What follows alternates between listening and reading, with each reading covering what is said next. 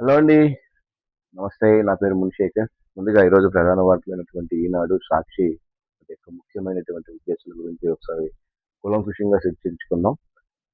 అయితే భూ కబ్జా కుట్రలో బ్రహ్మనాయుడు అరెస్టు, కాంచీపురంలో చిక్కినటువంటి మాజీ ఎమ్మెల్యే భూమిని కొట్టేసేందుకు 12 కోట్లు సమకూరినట్లు గుర్తించు అని ఒక బ్యానర్ వార్తలో మనం చూడొచ్చండి. అంటే ఈ మధ్య కాలంలో హైదరాబాద్ దగ్గర హైదరాబాద్ శివారులో ఈ అతి తక్కువ భూమిని కొట్టేసినటువంటి కేసులో ఎమ్మెల్యే గారు బ్రహ్మనాయుడు ఆయన కాంచీపురంలో పరారైపోతూ ఉంటే చిక్కారంట. దాని గురించి బ్యానర్ వార్తలో చేశారు. ఆ, ఏపీలో పల్నాడు జిల్లా వినుకొండలో వైకాపా మాజీ ఎమ్మెల్యే బొల్లా నాయుడు బ్రహ్మనాయుడు ఎట్టకేలకు సైబరాబాద్ పోలీసులకు చిక్కాడు. హైదరాబాద్ శివారులో సుమారు 100 కోట్ల విలువైన ప్రభుత్వ భూములు కొట్టేసేందుకు పండించినటువంటి నమోదైన కేసులో ఆయన్ని అరెస్ట్ చేశారు. తమిళనాడు రాష్ట్రంలో కాంచీపురంలో శుక్రవారం ఆయన అదుపులోకి తీసుకున్నారు. భూకబ్జా కేసు నమోదైన తర్వాత పరారైనటువంటి బ్రహ్మనాయుడు కోసం వారం రోజుల పాటు గాలిస్తున్నటువంటి పోలీసులు శుక్రవారం పక్కా సమాచారంతో అరెస్ట్ చేసి అక్కడ న్యాయస్థానంలో హాజరుపరిచారు. శనివారం హైదరాబాద్ కు తీసుకురానట్లు పోలీసులు తెలిపారు. తనపై కేసు నమోదైన అనంతరం పోలీసులు దొరకకుండా తప్పించుకున్నటువంటి బ్రహ్మనాయుడు ముందస్తు బెయిల్ మంజూరు చేయాలంటూ హైదరాబాద్ లో ఆశ్రయించారు. అయితే కేసు తీవ్రత, ప్రాథమిక ఆధారాలు, దర్యాప్తు దశను పరిగణలోకి తీసుకున్నటువంటి న్యాయస్థానం విచారణ ఈ నెల 11కు వాయిదా వేసింది. ఈ నేపథ్యంలో ఆయన కాంచీపురంలో ఉన్నట్లు సమాచారం కావడంతో ఆయన్ను అక్కడ అరెస్ట్ చేసినట్లు ఒక వార్తని ఈనాడులో బ్యానర్ వార్తగా వేశారు. 5 రాష్ట్రాలు తిరిగి ఈ కేసులో గత నెల 29న తొలి ముగ్గురిని అరెస్ట్ చేసినటువంటి వెంటనే బ్రహ్మనాయుడు అజ్ఞానంలోకి వెళ్లేందుకు ప్రణాళిక రచించారు. అదే రోజున నర్సారావుపేటలో వైకాపా నిర్వహించిన ధర్నాలో పాల్గొన్న అనంతరం విషయం బహిర్గతం కావడంతో హైదరాబాద్ చేరుకున్నాడు. సెల్ ఫోన్ స్విచ్ ఆఫ్ చేసి ఇద్దరు అనుచరులతో కలిసి పరారయ్యారు. విశ్వసనీయ సమాచారం ప్రకారం ఆయన హైదరాబాద్ నుంచి కర్ణాటక వెళ్లారు. బెంగళూరు చేరుకుని అక్కడ బస్ చేసినట్లు తెలుస్తోంది అంటూ ఆయన ఎక్కడెక్కడికి వెళ్ళాడు, ఏం చేశారు, ఫోన్ స్విచ్ ఆఫ్ చేసి ఎక్కడికి వెళ్ళారు అని బ్యానర్ వార్తలో క్లియర్ గా రాశారు. పోతే నిన్న చంద్రబాబు నాయుడు భవిష్యత్ అంతా బ్లూ ఎకనామీదే. ఏపీ నుంచి ఏటా 28,000 కోట్ల ఎగుమతులు, 72 కోట్లతో కాకినాడ పోర్టు ఆధునీకరణ, సీ ఫుడ్ ఎగుమతుల జాతీయకి వర్క్ షాప్ లో సీఎం చంద్రబాబు నాయుడు అని చెప్పి బ్యానర్ వార్త చూడొచ్చు. నిన్న ఆయన సైకిల్ తొక్కినటువంటి విధానం. రాష్ట్రానికి సుదీర్ఘ తీర ప్రాంతం ఉంది. భారతదేశ ఆశయాలను నెరవేర్చేందుకు ఏపీ బ్లూ ఎకనామీ దోహదపడుతుంది. వికసిత్ భారత్ లక్ష్యంగా చేరుకోవడానికి ఇది కీలకం. భవిష్యత్ అంతా బ్లూ ఎకనామీ అని చెప్పి సీఎం చంద్రబాబు నాయుడు గారు అన్నారు. సముద్ర ఉత్పత్తులు, ఎగుమతులపై విశాఖలోని నోవాటలో శుక్రవారం నిర్వహించినటువంటి జాతీయ వర్క్ షాప్ లో ఆయన మాట్లాడారు అంటూ ఒక వార్త ఇక్కడ వేశారు. పోతే మన ట్రంప్ తాత మన ఇండియా మీద కూడా వచ్చేసారండి. త్వరలోనే భారత్తో వాణిజ్య ఒప్పందం. ఎన్నాళ్ళు మాపై సుంకాలతో ఆ దేశం లబ్ధి పొందింది. మోదీ మాకు మంచి మిత్రుడు అని చెప్పి ట్రంప్ మాట్లాడినటువంటి దాని గురించి చేశారండి. భారత్ అమెరికా మధ్య త్వరలో వాణిజ్య ఒప్పందం కుదురుతుందని తను భావిస్తున్నట్లు అమెరికా అధ్యక్షుడు ట్రంప్ తెలిపారు. అదే సమయంలో అమెరికాపై భారత్ అధిక సుంకాలు విధించి ఏళ్ల తరబడి లబ్ధి పొందిందని వ్యాఖ్యానించారు. వాణిజ్య ఒప్పందాలను ఖరారు చేయడమే లక్ష్యంగా ఇరు దేశాల ప్రతినిధుల మధ్య 4 రోజుల పాటు సాగినటువంటి చర్చల గురించి ముగిశాయి. ఈ కార్యక్రమంలో ట్రంప్ ఈ వ్యాఖ్యలు చేశారు అంటూ ఒక బ్యానర్ వార్త మనం చూడొచ్చు. ఈ ట్రంప్ది రోజు రోజుకి ఎక్కువైపోతా ఉందండి.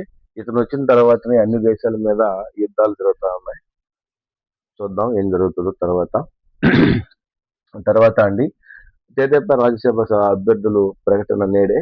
భాష్యం రామకృష్ణ, సానా సతీష్ ఖరారు. 3 సీట్లకు పోటీలో వర్లరామయ్య, చింతకాయలు విజయ్ అని చెప్పి ఈ రాజ్యసభ సభ్యుల గురించి ఎలక్షన్స్ జరుగుతున్నాయండి. దాని గురించి చేశారు. తెలుగుదేశం పార్టీ రాజ్యసభ అధ్యక్షుల ఎంపికపై ముఖ్యమంత్రి చంద్రబాబు కసరత్తు ఓ కొలికి వచ్చింది. అభ్యర్థులను శనివారం ప్రకటించనున్నారు. భాష్యం రామకృష్ణ, సానా సతీష్లు అభ్యర్థిత్వం ఖరారైంది. 3వ అభ్యర్థి ఎంపికపై తుది కసరత్తు చేస్తున్నారు. ఎస్సీ లేదా బీసీల నుంచి ఒకరిని అవకాశం దక్కింది. విద్యావేత్త భాష్యం విద్యా సంస్థల అధినేత రామకృష్ణను రాజ్యసభకు పంపించాలని చంద్రబాబు ముందుగా నిర్ణయించారు. తెదేపా ప్రతిపక్షంలో ఉన్నప్పుడు పార్టీని అంటిపెట్టుకుని ఉండడం, పార్టీకి అన్ని విధాలుగా సహకరించడం, ఆయనకి ఇవ్వాలని చెప్పి మూడో అభ్యర్థిగా భాష్యం ఇవ్వాలని చెప్పి ఒక కసరత్తులు జరుగుతా ఉన్నాయి. చూద్దాం దాని గురించి ఈ రోజు ఏం ప్రకటన వస్తుందో. హరిజాయింటేషన్ రిజర్వేషన్ అర్థం చేసుకోకపోతే డిఎస్సి పై అపోహలు. ఈ డిఎస్సిని రోజు రోజుకి చేస్తా ఉన్నారండి. అబద్ధ ప్రచారాలు వైకాపా వాళ్ళు చేస్తూనే వస్తున్నారు. వీళ్ళు దాన్ని కౌంటర్ ఇచ్చుకుంటూనే వస్తున్నారు. దాని గురించి చేశారంటే నిబంధనల ప్రకారమే నియామకాలు, అభ్యర్థులకు సందేహాలు ఉంటే నివృత్తి చేస్తాం, తప్పుడు ప్రచారాలు సరికావు. జిఏడి ప్రత్యేక ప్రధాన కార్యదర్శి రావత్తు, పాఠశాల విద్యాశాఖ రిజిస్టర్ గారు క్యాంప్ ఎంపీ చైర్మన్ చెప్పి నిన్న వాళ్ళు ప్రెస్ మీట్ పెట్టినటువంటి దాని గురించి ఒక బ్యానర్ వార్త చూడొచ్చు. మెగా డిఎస్సిలో హరి జాయింట్ రిజర్వేషన్ అర్థం చేసుకోకపోతే వారే ఏదో అన్యాయం జరిగిపోతుందని పారదర్శకంగా నిబంధనలకు అనుకూలంగా డిఎస్సి పూర్తి చేశామని పాఠశాల విద్యాశాఖ కార్యదర్శి కోన శశిధర్ స్పష్టం చేశారు. డిఎస్సి పై జరుగుతున్నటువంటి దుష్ప్రచారంపై ఆయన స్పష్టత ఇచ్చారు. ఈ మేరకు సాధారణ పరిపాలన శాఖ ప్రత్యేక ప్రధాన కార్యదర్శి రావత్ క్యాఫ్ ఎండీ చైర్మన్ భరత్తో కలిసి సచివాలయం శుక్రవారం నిర్వహించినటువంటి విలేకరుల సమావేశంలో ఆయన ఆరోపణల వివరణ ఇచ్చాడు. మెగా డిఎస్సిపై 2025 ఎక్కడా నిబంధనలు అతిక్రమించలేదు. ఉద్యోగాలు రాని వారు నిరాశకు గురవద్దు, వారి సమస్యలను అర్థం చేసుకోగలం. ఎక్కడైనా నిబంధనలకు వ్యతిరేకంగా ఉద్యోగాలు ఉన్నట్లు చూపితే 30,000కు పైగా గ్రీవెన్స్ వస్తే సమాధానం ఇస్తాం. డిఎస్సి నియమాలపై పారదర్శకంగా జరిగాయి అని చెప్పి నిన్న చాలా క్లియర్ గా దాని గురించి ఇచ్చారండి. దాని గురించి మనం చూడొచ్చు. పోతే సెకండ్ పేజీకి వెళ్దాం. సెకండ్ పేజీకి వెళ్దామండి. సెకండ్ పేజీలో ఏముందో ఒకసారి చూద్దాం. ఈనాడులో విషయంగా చర్చించుకుందాం. Second page.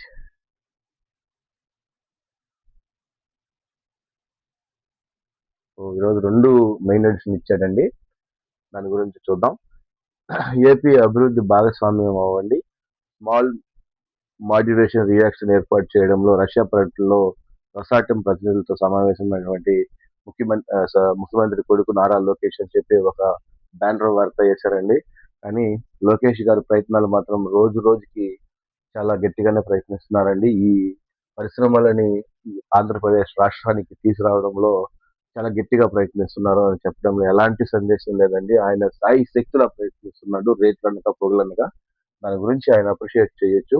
దాని గురించి ఈరోజు ఇంకో బ్యానర్ వార్త చేశారండి. ఏపీలో తీర ప్రాంత భూముల్లో స్మాల్ మాడ్యులర్ రియాక్టర్లకు ఏర్పాటు చేయాలని రష్యాకు చెందిన న్యూక్లియర్ టెక్నాలజీ లీడర్ రొసాటమ్ డైరెక్టర్ అబాకుమోల్ ఎవజెనీ బృందాన్ని మంత్రి నారా లోకేష్ కోరారు. వాటి ద్వారా భారత్లోని భారీ పరిశ్రమల జోన్లకు స్వచ్ఛమైన, అంతరాయం లేనటువంటి క్యాపిటల్ విద్యుత్తును అందించాలని ప్రతిపాదించారు. రష్యాలో 4 రోజుల పాటు పర్యటనలో భాగంగా సంస్థ ప్రతినిధులతో లోకేష్ భేటీ అయ్యారు. ఆయన మాట్లాడుతూ ప్లగ్ అండ్ ప్లే అవకాశాలు వినియోగించుకుని ఒక nuclear medicines food irradiation centre ఏర్పాటు చేయాలని, ఏపీ మెగా ఇండస్ట్రియల్ పార్క్ లో ఒక న్యూక్లియర్ డీశాలినేషన్ ప్లాంట్ ఏర్పాటు చేయాలని ప్రతిపాదన పరిశీలించారు అంటూ అక్కడ జరిగినటువంటి విధానాన్ని, ఆ మీటింగ్ గురించి చాలా కూలంకుషంగా రాశారండి. దాని గురించి ఒక వార్త ఉంది. ఆర్కిటిక్ జల రవాణా మార్గంలో ఎన్నో ప్రయోజనాలు ఉన్నాయని చెప్పి దాని గురించి కూడా లోకేష్ గారిని మాట్లాడినటువంటి విధానం చేయొచ్చు. న్యూ ఏజ్ కాలువలతో పోలిస్తే ఆర్కిటిక్ ఉత్తర సముద్ర మార్గంలో ఆసియా, ఐరోపాల మధ్య 40% దూరాన్ని తగ్గించింది. దీనివల్ల భారత్ కు ప్రణాళిక సమయం తగ్గి ఇంధన ఖర్చులు ఆదాయం అవుతాయని మంత్రి నారా లోకేష్ పేర్కొన్నారు అని చెప్పి దాని గురించి ఎక్స్ప్లెయిన్ చేస్తూ ఇక్కడ ఉన్నటువంటి ఆంధ్రప్రదేశ్ రాష్ట్రంలో ఎలాంటి వనరులు ఉన్నాయి, దానివల్ల ఏ విధంగా ఇక్కడ పెడితే మీకేం ఆదాయం ఉంటుంది, మేమేమి ఇవ్వగలము పరిశ్రమలు మా రాష్ట్రంలో పెడితే అని చెప్పి ఆయన వాళ్ళ ప్రతినిధులతో కూలంకుషంగా చర్చిస్తూ దాని గురించి వాళ్ళకి ఓపికగా చెప్పారండి. దాని గురించి ఇక్కడ బ్యానర్ వార్తలో చేశారు. అయితే లోకేష్ గారు మాత్రం కష్టానికి మాత్రం ప్రతిఫలం దక్కుతుంది అని మాత్రం సంతోషంగా చెప్పుకోవచ్చండి.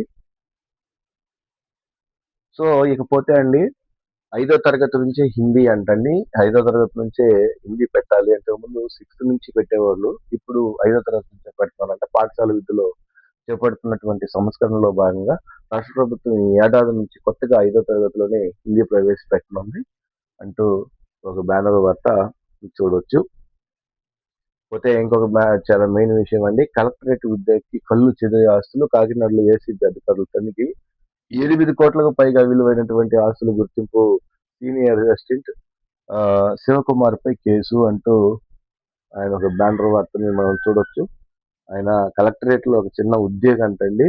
ఆయన చూడండి 8 కోట్లకు పైగా ఆస్తులు అని బ్యానర్ వార్త చూడొచ్చు. ఆయన కలెక్టరేట్ లో సీనియర్ అసిస్టెంట్. అతని ఆస్తులు చూస్తే మాత్రం కళ్ళు చెదిరిపోతాయి. కాకినాడకు చెందిన చోడపురెడ్డి శివకుమార్ ఇంట్లో ఏసీబీ అధికారులు శుక్రవారం అతను తనిఖీలు చేశారు. కోట్ల విలువ చేసే స్థిరాస్తులను కూడబెట్టుకున్నట్లు గుర్తించారు. కాకినాడలో శివకుమార్ మామ చిందులు శ్రీనివాస్తో ఇళ్లతో పాటు కలెక్టరేట్లు చీడికలోని అతని సోదరి నాగిని సుష్మా ప్లాంట్లతో ఏకకాలంలో సోదాలు నిర్వహించి శివకుమార్ దంపతుల పేరిట కాకినాడ, తెలంగాణలోని రంగారెడ్డి జిల్లాలో విశాలవంతమైనటువంటి ప్లాట్లు, ఖరీదైనటువంటి కార్లు, భారీ బంగారం, వ్యవసాయ భూములు ఉన్నట్లు గుర్తించారు. ఇప్పటి వరకు వారి పేరుతో 8 కోట్లకు పైగా ఆస్తులు ఉన్నట్లు తేల్చారు. సోదాలు ఇంకా కొనసాగుతూ ఉన్నాయి అని చెప్పి ఎక్కడెక్కడ ఎంత డబ్బు ఉంది, ఎంత బంగారం ఉంది, ఎంత కారు ఉంది, ఎన్ని ప్లాట్లు ఉన్నాయి. మామూలుగా అండి ఈ కలెక్టరేట్ ఆఫీసుల్లోనూ, ఆర్టీఓ ఆఫీసుల్లో వాళ్ళ కింద ప్యూన్లు కూడా బాగానే సంపాదించుకుంటారండి. ఎంత తీసుకుంటారో లంచం తెలియదు కదా పై వాళ్ళకి. వాళ్ళకి ఇంకా పెద్ద మొత్తంలో ఉన్న వీళ్ళు కూడా చాలా భారీగానే సంపాదించుకుంటారు. దాని గురించి ఇక్కడ వేశారండి. ఆయన 8 కోట్లకు పైగా ఆస్తులు ఉన్నట్టు. భారత్ కు Su-57 సెల్ఫ్ ఫైటర్ జెట్ అంటే సన్నిహిత వ్యక్తం చేసినటువంటి పుతిన్ అని చెప్పి బ్యానర్ వార్త మనం చూడొచ్చు. కేజీహెచ్ లో ఉచితంగా ఇమ్యూయో థెరపీ చికిత్స అంటండి. దాని గురించి బ్యానర్ వార్తలు వేశారు. గూడూరులో 44.6 డిగ్రీల ఉష్ణోగ్రత. నిన్న ఇదే గూడూరులో అండి నిన్న మధ్యాహ్నం వరకు 4 గంటల వరకు ఎండ కాసింది. 4 గంటల పైన మళ్ళీ వర్షం పడింది. చాలా వాతావరణ శాఖలో చాలా డిఫరెంట్ గా ఉంది. రాష్ట్రంలో ఎండలు తగ్గుముఖం పట్టడం లేదు. నెల్లూరు జిల్లా గూడూరులో శుక్రవారం 44.6 డిగ్రీలు గరిష్ట ఉష్ణోగ్రత నమోదైందని రాష్ట్ర విపత్తుల నిర్వహణ సంస్థ మేనేజింగ్ డైరెక్టర్ తెలిపారు అంటూ బ్యానర్ వార్త మనం చూడొచ్చు. అడ్వర్టైజ్మెంట్లు చాలా ఎక్కువగా ఉన్నాయండి ఈరోజు.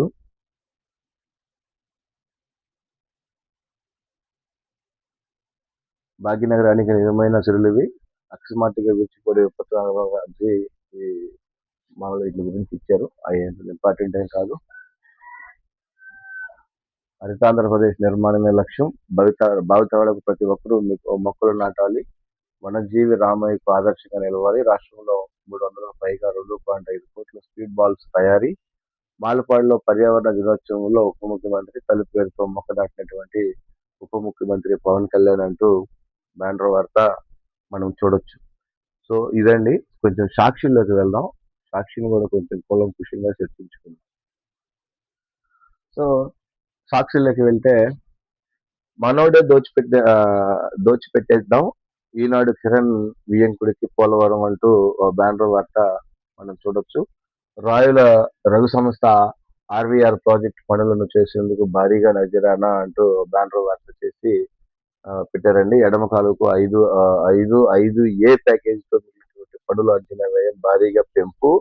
352.60 కోట్ల నుంచి 796.65 కోట్లకు పెంచినటువంటి చంద్రబాబు సర్కార్ కేవలం 20 నెలల్లోనే అంచనా వ్యయం 444.0.5 కోట్లకు పెంచేందుకు ఇంజనీరింగ్ నిపుణులు విశ్వసనీయత. డిపిటికి ఇదో మరో నిదర్శనం అని అభివర్ణిస్తున్నటువంటి వైనం. ఎడమ కాలంలో 5వ ప్యాకేజీలో 442.87 కోట్ల విలువైనటువంటి పనులను 60C కింద 2016లో తొలగింపు అంటూ ఒక బ్యానర్ వార్త మనం చూడొచ్చండి. అంటే ఎంత ఈ ఆయనకు సంబంధించినటువంటి సీఎం గారికి సంబంధించినటువంటి వాళ్ళకి ఈ పోలవరం ఎడమ కాలువ ఇచ్చినట్టు ఆయన బ్యానర్ వార్తలో రాసుకుంటూ వచ్చారు.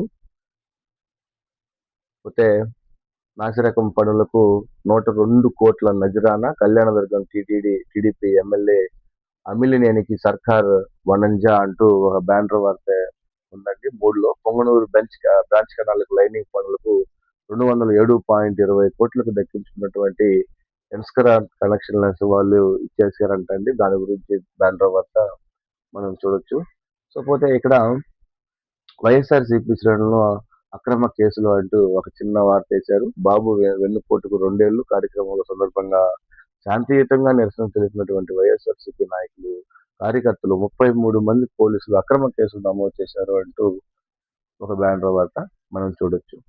కాకపోతే ఇంకోటేంటంటే ఈ డీఎస్సీపై మళ్ళీ వార్త వచ్చింది. ప్రతిరోజు రాస్తూనే ఉన్నారు. ఒక అబద్ధాన్ని 10 సార్లు చొచ్చుకొని పంపిస్తా ఉంటే అది ఇదే అవుతుంది కాబట్టి ఈ డిఎస్సిపై మళ్ళీ చేశారు. దగా డిఎస్సిపై మెగా కవరేజ్. ఒక్క పోస్టుకు ఒకరిని ఎంపిక చేసి కాల్ లెటర్ పంపించినటువంటి వైనం అంటూ బ్యానర్ వార్త మనం చూడొచ్చు. సర్టిఫికెట్లతో తప్పులుంటే రిజెక్ట్ లిస్ట్ లో అంతా బాగుంటే ఎంపిక లిస్ట్ లో ఉండాలి. కాల్ లెటర్లు ఇచ్చి సర్టిఫికెట్లు పరిశీలన పూర్తయ్యాక వాటిని ఎందుకు ఈ 2 లిస్టులో చూపలేదు? తప్పులను కప్పించుకోవడానికి సర్కార్ తంటాలు.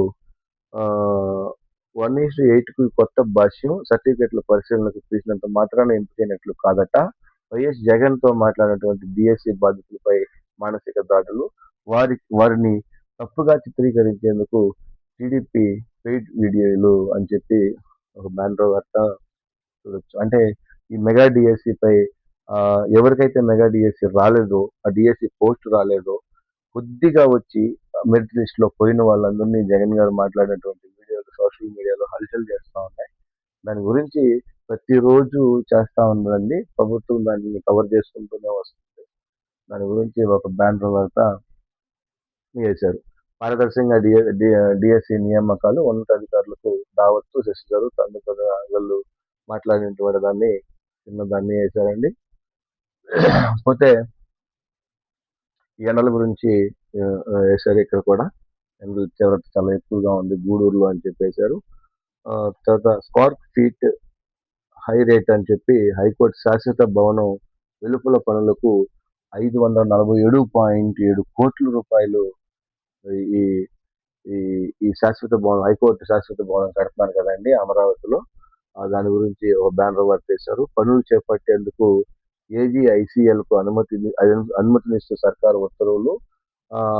2027.76 కోట్లను చేసినటువంటి నిర్మాణ వ్యయం. ప్రస్తుతానికి చదరపు అడుగు నిర్మాణానికి 9,978 కోట్లు. నిర్మాణం పూర్తయ్యేసరికి వ్యయం ఇంతకింతకు చేరుతుందో. ఇప్పటికీ హైకోర్టు తాత్కాలిక భవనానికి 173 కోట్లతో నిర్మించినటువంటి సర్కార్ శాశ్వత భవనం పూర్తయితే తాత్కాలిక భవనం చేసినటువంటి వ్యయం వృధా అంటూ బ్యానర్ వార్త చేశారండి. ఇప్పుడు మనకున్నటువంటి హైకోర్టు అంటే తాత్కాలిక హైకోర్టు అది 173 కోట్ల రూపాయలు పెట్టి చేశారు. దీన్ని మాత్రం ఇన్ని కోట్లు పెట్టి చేస్తున్నారు శాశ్వత భవనాన్ని. ఈ 173 కోట్ల రూపాయల భవనం వృధా అవుతుంది అని చెప్పి సాక్షిలో ఒక వార్త రాశారు. కాకపోతే ఈ 173 కోట్ల రూపాయలు కట్టినటువంటి తాత్కాలిక హైకోర్టు వృధా కాదండి, దాన్ని ఏదో ఒక దానికి ఉపయోగించుకుంటామని సీఎం గారు చెప్పారు. రాయాలి కాబట్టి ఏదో ఒకటి రాస్తూ ఉన్నారు. దాని గురించి చూడొచ్చు. పోతే నిన్న నరేంద్ర మోడీ గారు కేబినెట్ గురించి మాట్లాడిన ప్రక్షాళన గురించి, కొందరిపై వేటు కొత్త వాళ్లకు చోటు అని కేబినెట్ లో చేసిన దాని గురించి చేశారండి. మోడీ కేబినెట్ కు ప్రక్షాళన ఖరారు. జూన్ 20న ముహూర్తం. ధర్మేంద్ర ప్రసాద్ కు పవర్ లీకేజ్ సెగ. విమాన ప్రమాదాలు పనితీరుపై అసంతృప్త రామ్మోహన్ పై వేటు. ఒక బీజేపీ పాలిత రాష్ట్ర సీఎం కు ఢిల్లీ లైన్ క్లియర్. తెలంగాణకు ఏపీ కోటాలో మార్పులు చేర్పులు అంటూ ఆయన ఒక బ్యానర్ వార్తలో చూడొచ్చు. అంటే 4 సీట్లు టీడీపీ ఖాతాలోనే. జనసేన అభ్యర్థిగా చంద్రబాబు బినాములు లింగమనేని. అంటే చంద్రబాబు నాయుడు అంటే ఇప్పుడు మన రాజ్యసభలు ఉన్నాయి కదా అండి, అది టీడీపీకి 3, జనసేనకు 1 ఇస్తున్నారు. కానీ ఈ లింగమనేని కూడా జనసేన అతను కాబట్టి ఇతను కూడా టీడీపీ అతనేనని చెప్పి రెచ్చగొట్టే వార్త ఒకటి రాశారు. 4 సీట్లు టీడీపీ ఖాతాలోనే. జనసేన అభ్యర్థిగా చంద్రబాబు బినామీ లింగమనేని. టీడీపీ సొంత మనిషి రాజ్యసభ సీట్లు ఇచ్చినటువంటి పవన్ 4 రాజ్యసభ స్థానాల్లో టీడీపీకి 3, జనసేనకి 1, లింగమనేని అభ్యర్థిత్వంతో 4 టీడీపీకేనని చెప్పి విమర్శలు. 3 సీట్లకు టీడీపీలో భారీ లాబియింగ్. తానా, కిలారి, చింతకాయల విజయ్‌కు ఖరారు.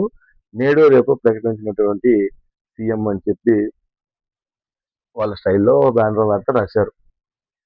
సెకండ్ పేజీకి కూడా వెళ్దామండి.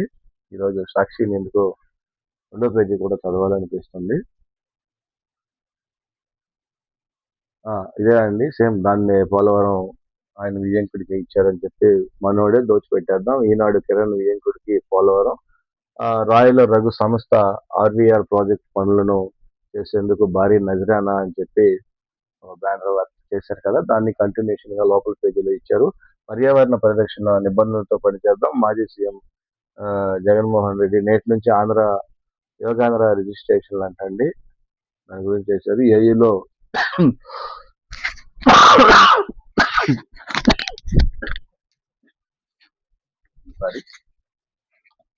దాని గురించి ఒక వార్త చేశారు. మీ కంటిన్యూషన్ వార్తలే ఉన్నాయండి. కొనసాగుతున్న ఎండల తీవ్రత, గద్దర్పై వ్యాఖ్యలను పవన్ క్షమాపణ చెప్పాలి అంటూ ఒక వార్త చూద్దాం. ప్రజానాయకుడు గద్దర్ గురించి AP deputy CM Pawan Kalyan చేసినటువంటి వ్యాఖ్యలు అవమానకరమని centre for better India research foundation director Mamidi Narayana అన్నారు. గద్దర్ను తాను కారు కొనిచ్చానని, పవన్ చేసినటువంటి వ్యాఖ్యలను ఆధారాలు వెలువరించాయని చెప్పి డిమాండ్ చేశారు. ఏమంటే గద్దర్ గారు కూడా నా దగ్గర డబ్బులు లేకపోతే పవన్ కళ్యాణ్ దగ్గర కాదు వెళ్ళి నేను తీసుకుంటాను అని చెప్పారండి. మరి దాన్ని ఏమంటారు? గద్దర్ గారు స్వయంగా నిలదీశారు. అనవసరమైనటువంటి రాద్ధాంతాలు చేస్తున్నారండి. పోతే 18న కేబినెట్ సమావేశం అంటండి, దాని గురించి రాశారు. ఈ కొనసాగుతున్నటువంటి ఎండల తీవ్రత, ఈ రోజు కూడా ఎండల తీవ్రత ఎక్కువగానే ఉంటుందంట. పోతే ఏనుగులగాడులో రిటైర్డ్ ఐజీ భార్య మృతి అంటండి, కర్ణాటకలో జరిగినటువంటి విషయం గురించి చేశారు. సో ఇదండి సాక్షిలో ఉన్నటువంటి బ్యానర్ వార్తలు.